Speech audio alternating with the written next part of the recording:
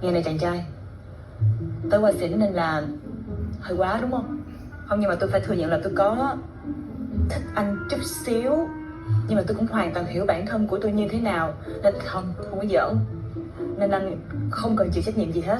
Hai cứ coi như là lâu lâu cho tôi hư đúng một đêm. Anh bỏ tôi hả? Em đâu có nói chuyện gì nữa. Chuyện tối qua em biết ảnh hưởng như thế nào với cuộc đời của tôi không? Ảnh hưởng gì? Nặng. Bây giờ em đã là bạn gái của tôi rồi. Em phải chịu trách nhiệm cuộc đời của tôi đi.